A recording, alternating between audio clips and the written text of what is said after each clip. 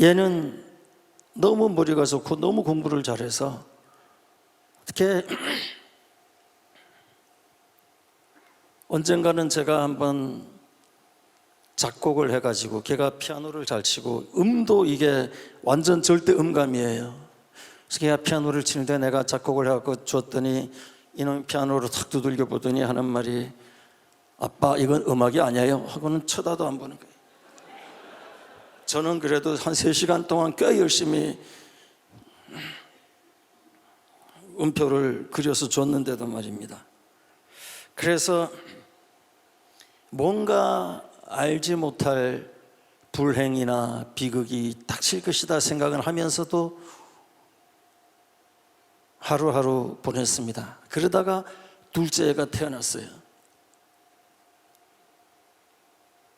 그래서 이제는 이놈만은 내가 제대로 인간을 만들어야 되겠다 싶어가지고 이놈을 관찰했는데 이놈도 자기 엄마나 자기 형을 그대로 쏙 빼닮아가지고 공부를 얼마나 좋아하고 얼마나 잘하는지 몰라요. 그래서 걔가 초등학교 2학년 됐을 때부터 제가 개입을 하기 시작했습니다. 걔가 공부 좀 하려고 그러면은 옆에 탁 가가지고 삐삐야 우리 피자 먹으러 갈까? 걔가 공부 좀 하려고 그러면은 삐삐야 우리 탕수육 먹으러 가자. 걔가 공부 좀 하려고 그러면은 삐삐야 우리 자연농원에 뭐 타러 가자. 그렇게 집요하게 방해를 했음에도 불구하고 4년이나 걸렸습니다. 초등학교 5학년이 되니까 비로소 공부를 싫어하게 되더군요.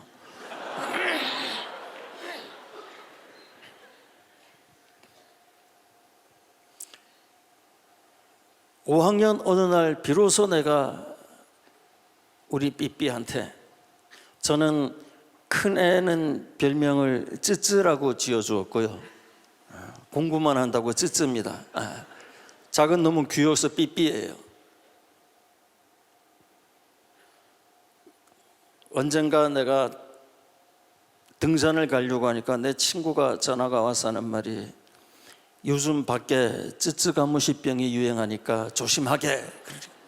그래서 내 대답이, 쯔쯔가 날 무시한 지는 이미 오래됐네, 걱정 말게. 우리 삐삐 그놈은 내 처제가 애를 보러 와 있길래 내가 삐삐가 보고 싶어가지고 전화해서, 처제 삐삐 왔어? 그러니까 아니요 형부 삐삐 온 거 없는데요. 그 옛날에는 그 페이저라는 삐삐라는 게 있었어요. 어쨌든 얘가 초등학교 5학년 됐을 때에 어느 날 내가, 야 삐삐야 너 내일부터는 집 밖에 나가면 네가 마주치는 모든 사람, 어린애든 할머니든 아는 사람이든 모르는 사람이든 거지든 차 탄 사람이든 걷는 사람이든 네가 만나는 모든 사람에게 90도로 고개를 숙여서 절을 해라. 그러니까 삐삐가 하는 말이, 싫어요 아빠, 내가 왜 모르는 사람한테 절을 해요? 그래서 내가, 그래 너 그럼 공부할래? 그랬더니 이놈이, 할게요.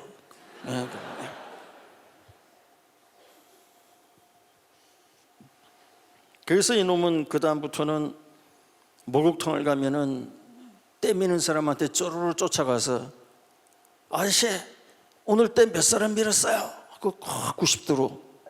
구두 닦는 사람한테 가가지고는, 아저씨 구두 닦는 거 재밌어요? 하고 또 90도로 턱 절을 하고요. 중학교 2학년 때는 소풍을 갔는데 산에 뭘 놓고 온 게 있어가지고 이 녀석이 거꾸로 올라가는데 저도 같이 올라갔어요. 가는데 저는 그런 놈은 처음 봤습니다. 전교생하고 인사를 하는 거예요. 얘가 전교생 이름 하나도 모르는 애가 없어요. 전교생도 내려오면서 얘하고 그냥 지나치는 애가 없어요. 전부 얘하고 인사하고, 마치 그 마네킹이나 로봇처럼 그렇게 인사를. 그래서 그걸 보고 내가 참 뜨거운 눈물이 나도 모르게 가슴속에 흘러내렸습니다. 해냈구나 내가. 우리 그 창백한 큰 놈 쯔쯔에 비해 가지고 이 삐삐라는 놈이 얼마나 대견하고 자랑스러운지요. 지금 이 순간 어떤가? 저는 우리 삐삐하고 같은 나이의 젊은 사람 중에 삐삐보다 센 사람은 전 세계에 하나도 없다고 생각합니다. 얘는 누구하고도 잘 어울리고요, 누구하고도 마음이 통하고, 누구를 위해서도 따뜻한 정을 베풀고, 참 그야말로 돈이 있든 지위가 있든 인물이 있든 백그라운드가 있든 어떤 사람도 얻을 수 없는 큰 힘을 얘는 갖고 있어요. 대학교는 지방대학을 나왔음에도 불구하고요. 우리 큰 놈은 이놈이 얼마 전에 외출했다가 집에 왔는데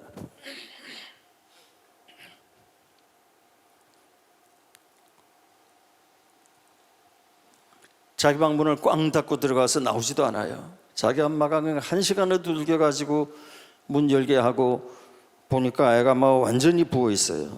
정신이 없어요. 그 타이레놀 하나를 먹이고 달래가지고 너 도대체 밖에서 무슨 일이 있었냐 물어보니까 자기가 하는 스터디 그룹에 하버드 대학교에서 박사학위 받은 놈이 들어왔다 이거예요. 그걸로 애가 미치는 거예요. 그래서 내가 야, 너희 스터디 그룹에 이렇게 똑똑한 애가 들어왔으면 더 좋지 않냐? 그러니까 그런 게 있어요 아빠. 그리고 돌아서는데 그 뒷모습이 얼마나 가련하고 불쌍하든지요.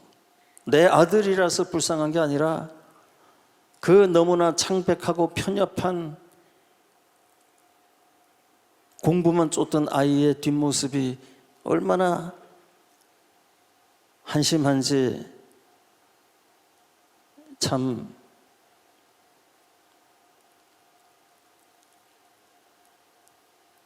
안타깝더군요. 이놈은 심지어는 자기 동생마저도 칭찬을 제대로 못해요. 언젠간 내가 한번 얘하고 같이 산책을 하면서 야, 너희 동생 대단하지 않냐? 그놈은 전 세계에 못 사귀는 애가 없고 누구하고도 적이 안 되고 그렇게 편하게 지내니 그놈 얼마나 대단하냐? 그랬더니 이 녀석도 그렇게 말해요. 아무리 큰 놈도 처음에는 이놈이 똘마니처럼 슬슬슬슬 하는데 보름만 지나면 그 큰 놈들이 다 얘 똘마니가 돼요. 그 내가 기분 좋아하는 모습을 옆눈으로 탁 보더니 하는 말이 뭘 사먹이는지는 몰라도요 하고 그 시기에 찬 그 목소리를 한마디 붙여야 속이 시원한 아주 졸렬하고 편협한 놈이 돼 있는 거예요. 여러분, 세상에는 두 가지 힘이 있습니다. 하나는 지금 우리가 쫓고 있는 그 힘이에요. 공부를 열심히 하고 좋은 성적을 받고 좋은 자격증을 따고 좋은 데 취직하고 성공해가지고 인정받고 돈도 많이 벌고 사회에 확고하게 자리를 잡고 행복하게 살고 싶은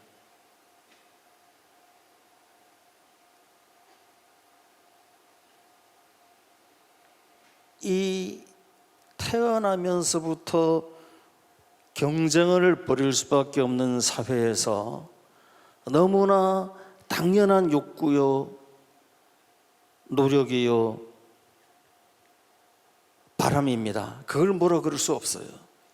그래서 우리는 모두 그런 종류의 힘을 얻으려고, 즉 돈, 지위, 지식, 백그라운드, 권력, 외모, 이런 걸 가지려고 혼신의 힘을 다하면서 지금 살아가는 것입니다. 이것을 우리가 외면의 힘이라고 그럴 수 있을 겁니다.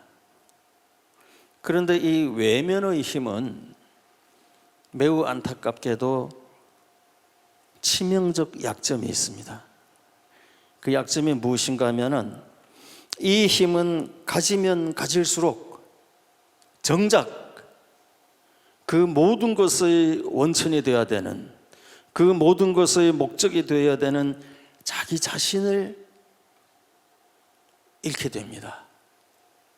이것이 외면의 힘의 치명적 결함이요 안타까운 점입니다. 여러분, 젊은 검사가 나는 모든 걸 내던지고 이 세상 정의를 위해서 헌신하겠다 하고 딱 나가지 않습니까? 그러나 하나씩 하나씩 올라가면서 어떻게 됩니까? 계속 약자의 편에서 세상의 불의를 도륙내리려 하고 나가가지고는 진급이 안 됩니다. 오히려 쫓겨나는 거예요. 어떤 사람이 장관이 되었다. 그 사람을 본 두 가지 각도입니다. 하나는, 야, 대단하다. 이 사람이 모든 공무원들의 왕인 장관까지 올라갔구나. 대단하다. 이렇게 보는 시각이 하나가 있고, 또 하나는 자식이 얼마나 아부잘하고 해야 할 말 안 하고 안 해야 할 말 하면서 저까지 올라갔을까? 얼마나 기름장어처럼 놀아가지고 저까지 올라갔을까? 이렇게 보는 시각이 하나가 있거든요. 여러분, 우리 지금 박정희의 딸 박근혜 정부의 장관들 보세요. 대통령이 이 지금 나라가 전방위적으로 붕괴하고 있는 어려운 시절에 대통령을 맡은 사람이 우리나라의 문제가 얼마나 많습니까? 인구 절벽에서부터 지속적인 수출 감소, 국가 경쟁력 감소, 노동 생산성 문제, 중소기업 고사, 심지어는 가계부채와 이 사교육비, 또 하여튼 말도 못하게 많지 않습니까? 이 문제를 해결하려면은 장관들하고 밤을 새워서, 젊은 장관하고 밤을 새워서 토론하고 문제 해결하려고 미친 듯이 뛰어도 모자랄 마당에 대통령이 대면 보고조사 받지 않는다. 그러면 대통령도 잘못이 있지만은 또 누구의 잘못? 장관의 잘못이잖아요. 대통령! 왜 대면 보고를 받지 않는 거요? 대면 보고 받으시오, 대통령! 이렇게 외쳐야 그게 장관이죠. 그러나 그 사람들이 처음 행정고시를 붙고 들어갈 때에는 나라를 위해서 뭐든지 하겠다고 들어갔을 겁니다. 그러나 장관이 되고 나서는 그렇게들 그 수십 명 장관 중에 한 사람도 대통령이 대면 보고 받지 않는다고 질타하지를 못하는 거 보세요. 이 외면의 힘이라는 것은 가지면 가질수록 자기 자신을 잃게 되는 겁니다. 그래서 외면의 힘만 가지고는 사람이 행복할 수도 없고 완성될 수도 없습니다. 그래서 우리가 또 하나의 힘을 보는 거거든요. 그것이 뭐냐면은 바로 내면의 힘입니다. 이 내면의 힘은 보이지는 않지만 한 번 가지면 시간이 지나면 지날수록 점점 강해집니다. 이 내면의 힘이야말로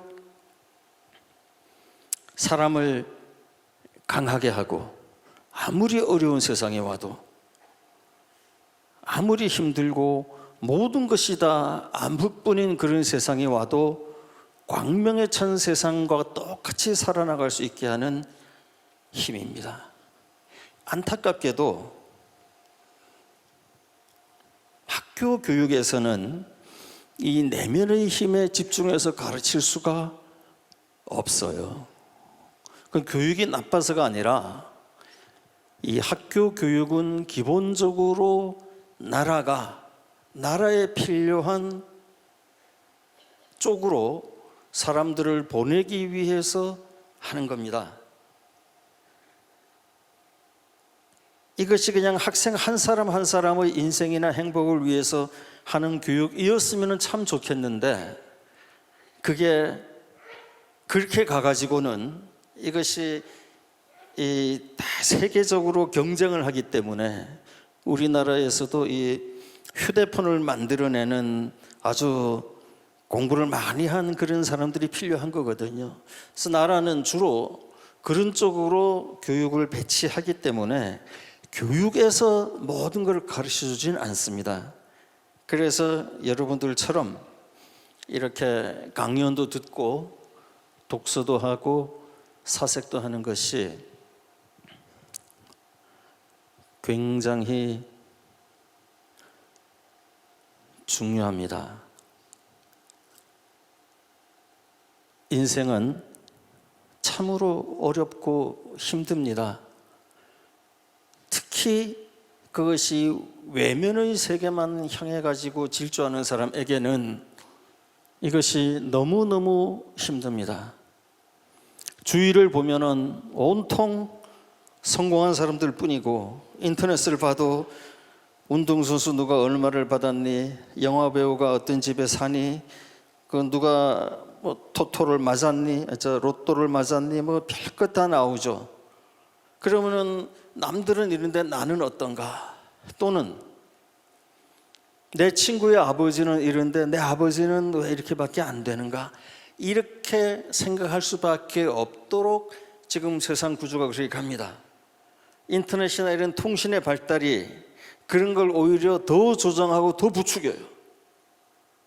그래서 자꾸 자신을 더 소외하게, 스스로를 더 괴롭고 불쌍한 인생으로 만들게끔 문화가 그렇게 점점 가고 있습니다. 게다가 광고, 텔레비전 그런 것들이 더 부추기는 거죠. 그래서 어떤 자기 자신의 자각이나 자기가 길을 찾지 못하면은 거기서 헤어나지를 못해요. 그래서 결국은 자기의 삶을 누구보다도 자기 스스로가 실패자로 규정하게끔 되어 있습니다.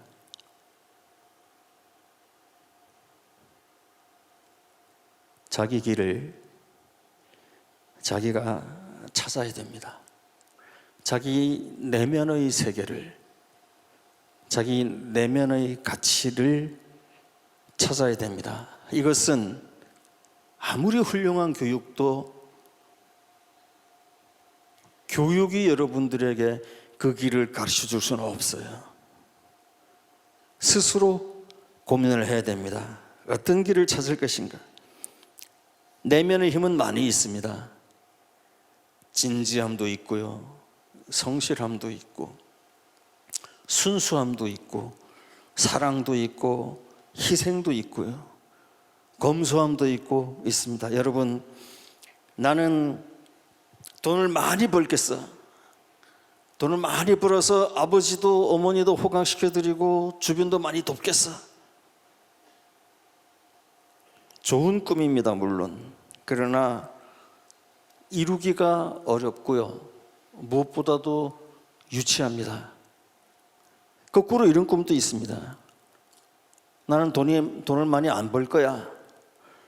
난 조금만 벌 거야.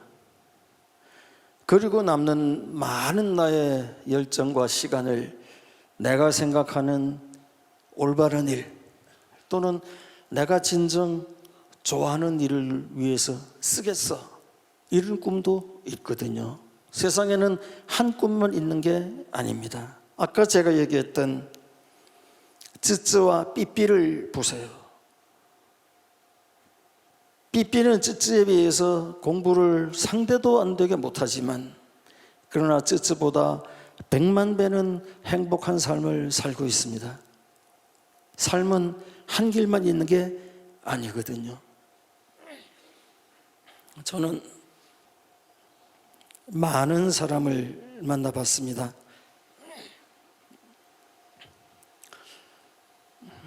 대통령들부터 재벌부터 석학부터 이 세상의 온갖 종류 사람들을 다 만나봤지만 내가 아직도 잊지 못하고 있는 사람은 따로 있습니다. 저는 충청북도 제천에 살고 있는데요.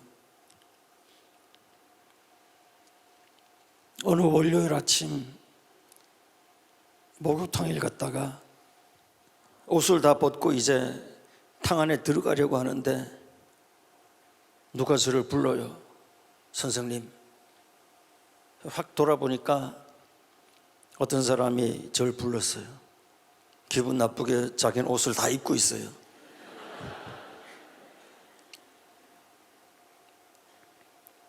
그래서 왜요? 그랬더니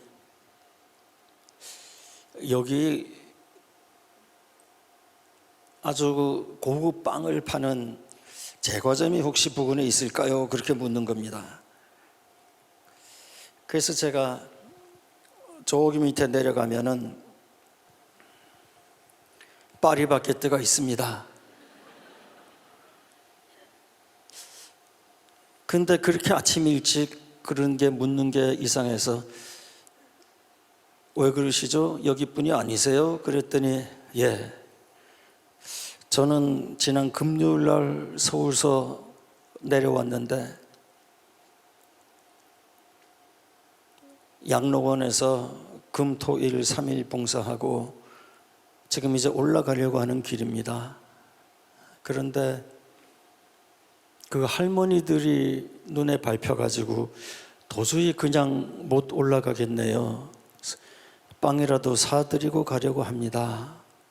근데 그 말을 하는 그분의 얼굴이 세상에 그처럼 편안하고 그처럼 선량하고 그처럼 거룩할 수가 없었어요. 그래서 제가 주머니에서 돈을 꺼내가지고 제가 갖고 있는 걸 다 꺼내서 한 20-30만 원 됐을 겁니다. 이것을 도와서 보태서 사주십시오. 그랬더니 아닙니다. 돈은 충분히 있습니다. 그래도 내가 하고 싶습니다. 그러니까 거기서 3만 원만 꺼내 세어가지고요. 나머지는 돌려주면서 이거면 충분합니다. 하고 가던 그 분을 저는 잊어버릴 수가 없습니다. 여러분, 인간은 정말 위대한 존재입니다. 인간이 아닌 다른 모든 존재는 이기심과 본능과 행복만을 보고 살지만 인간은 이기심을 넘어서는 이타심과 본능을 넘어선 비본능, 때로는 행복보다 불행을 택하기도 하는 존재입니다. 그것이 더 의미가 있다면 인생을 이렇게 크게 보고 나는 누구냐, 어디서 서 어디로 가느냐 하는 생각을 하면서 자기 내면의 세계를 가져야 비로소 이 어려운 세상을 살아갈 수 있습니다. 저는 여러분들에게 내면의 가치를 가질 것과 힘 중에서는 외면의 힘보다도 오히려 내면의 힘을 가지도록 애쓸 것을 당부드립니다. 감사합니다.